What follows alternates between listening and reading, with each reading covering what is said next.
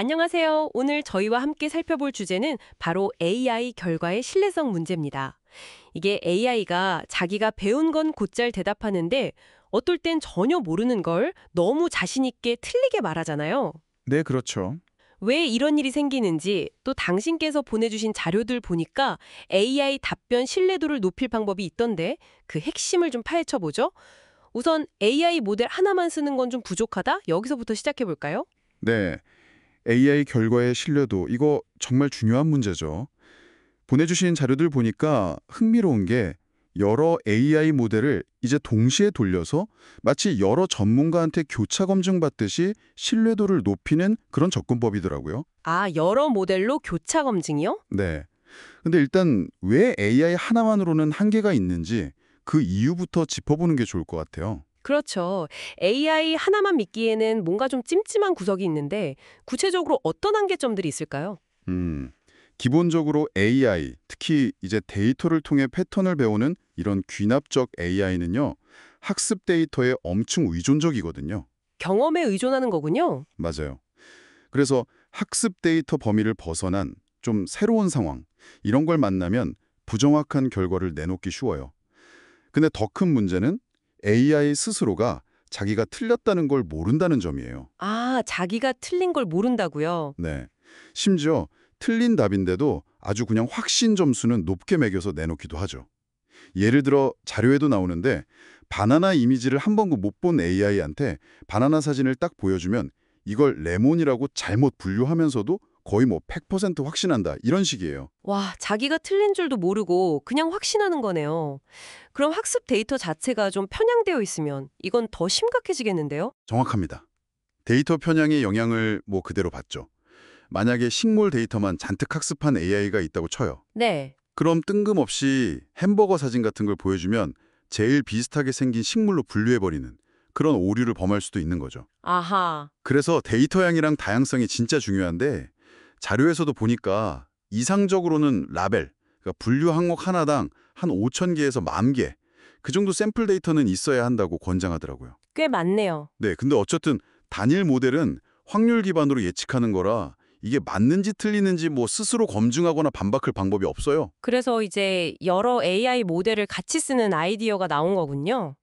여러 사람한테 물어봐서 다 같은 대답하면 더 믿을만하다, 뭐 이런 건가요? 네, 맞아요. 딱 그런 원리예요. 통계학에 뭐 베이즈 정리나 다항 분포 이런 개념들이 있는데 쉽게 말하면 독립적으로 훈련된 여러 모델이 같은 결과에 동의하면 그 결과의 신뢰도가 통계적으로 확 올라간다는 거죠. 아, 독립적인 모델들이 중요하군요. 네. 예를 들어 서로 다른 데이터셋, 뭐 구글 이미지나 빙 이미지 같은 다른 데이터로 학습하거나 아니면 서로 다른 구조, 뭐 에피션트넷이나 비전 트랜스포머 같이 아예 다른 방식의 모델들을 쓰면 각자 가진 편향을 서로 보완해주면서 결과의 일관성을 높여서 신뢰성을 강화하는 거죠. 실제로 실험에서도 보니까 익숙한 다리 이미지는 9개 모델 전부 다 높은 신뢰도로 정확하게 인식했어요. 오, 네. 그런데 흥미로운 점이 자료에서는 단순히 모델 수만 늘린다고 되는 게 아니고 특히 모델 3개 정도로는 한계가 명확하다. 이렇게 지적하고 있거든요. 이거 왜 그런 건가요? 이게 몇 가지 이유가 있는데요. 우선 모델 수가 3개뿐이면 2대1로 의견이 갈릴 때 이걸 과연 다수 의견이라고 믿을 수 있냐? 통계적으로 좀 애매하다는 거죠. 아, 2대1은 좀 약하군요. 네, 오류를 제대로 걸러내기에는 좀 취약해요. 근데 더 심각한 문제는 뭐냐면 만약에 그 3개 모델이 좀 비슷한 데이터나 아니면 비슷한 구조, 예를 들어 이피션트넷이랑 스윈 트랜스포머처럼 비슷한 계열로 만들어졌다면 얘네들이 같은 약점을 공유하면서 다 같이 틀린 답에 합의해버릴 위험도 있어요. 다 같이 틀린다고요? 네, 실제로 바나나 이미지를 레몬이라고 두 모델이 똑같이 잘못 판단한 사례가 거기 있었죠. 헐. 네, 게다가 그 실험에 사용된 데이터셋 자체가 라벨당 평균 샘플 수가 한 70개에서 134개 정도밖에 안 됐어요. 아까 5천 개는 있어야 한다면서요? 그렇죠. 그러니까 일만한 능력을 키우거나 편향을 보정하기에는 턱없이 부족했던 거죠. 이러니까 이제 훈련 데이터랑 좀 다른 계곡, 이미지나 아예 훈련 데이터에 없던 사과 같은 이런 미지 샘플에 대해서는 3개 모델로는 일관된 결과를 내거나 오류를 잡아내기가 어려웠던 거예요. 그렇군요. 그럼 단일 모델의 한계도 알겠고 3개 모델도 부족하다는 걸 알겠는데 그럼 AI 결과 신뢰성을 진짜 제대로 확보하려면 어떻게 해야 하는 걸까요? 네. 그래서 자료에서 제시하는 핵심 해결책이 뭐냐면 최소 9개 이상의 서로 독립적인 모델을 쓰는 겁니다. 9개요? 꽤 많네요. 네. 근데 여기서 중요한 건 단순히 숫자만 9개 이상으로 늘리는 게 아니에요.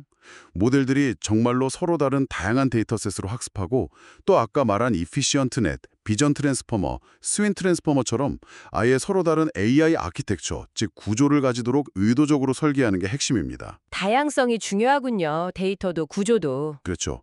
독립성이랑 다양성을 확보하는 거죠. 그리고 최종 결과를 받아들일 때에는 아주 엄격한 기준을 적용해요. 예를 들어 과반수 이상 동의 같은 다수결 원칙이랑 또 설정된 신뢰도 기준, 평균 신뢰도 80% 이상 같은 거요. 이 두 가지를 동시에 만족할 때만 결과를 채택하는 거예요. 둘 다 만족해야 하는군요. 네. 만약 기준에 미달하면 그때는 정의되지 않음, 인식 불가, undefined no recognition 이렇게 분류해서 이건 사람이 다시 검토하도록 넘기는 방식이죠. 아, 모르면 모른다고 말하게 만드는 거네요. 그럼 시드 디자인이라는 용어도 나왔는데 이건 뭔가요? 네. 그 시드 디자인이 바로 방금 말씀드린 모델의 다양성과 독립성을 확보하고 또 편향을 체계적으로 관리하기 위한 설계 전략이에요.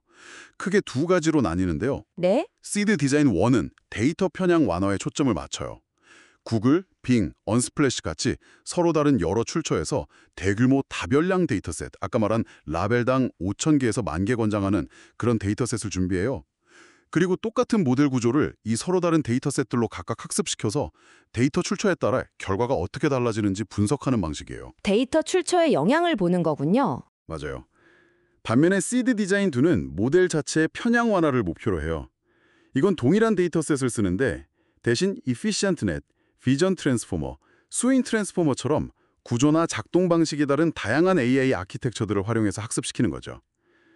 모델 구조 자체에서 오는 고유한 편향이나 해석 차이를 파악하고 통제하려는 시도예요. 아하, 모델 구조에 영향을 보는 거군요. 네. 그래서 연구 결과를 보면 이 두 가지 시드 디자인 전략을 함께 적용했을 때 특히 AI한테 좀 낯선 데이터나 아예 처음 보는 미지 샘플에 대해서 가장 안정적으로 이건 모르겠다라고 판단하고 결과적으로 신뢰성 높은 결과를 도출할 수 있었다는 겁니다. 와, 정말 흥미로운 내용이었습니다. 그럼 요약하자면 AI가 내놓는 결과 하나만 딱 믿을 게 아니라 마치 위원회를 꾸리듯이 최소 9개 이상의 독립적이고 다양한 AI 모델들한테 교차 검증을 시키는 게 핵심이군요. 네, 맞아요.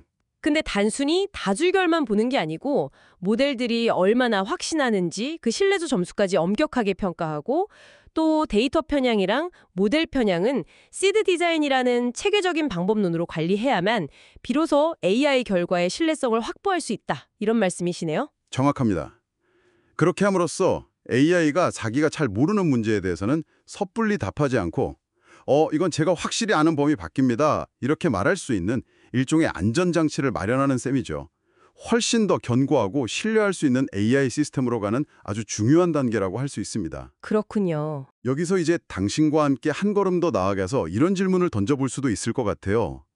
단순히 결과가 일치하냐 아니냐만 보는 걸 넘어서서요.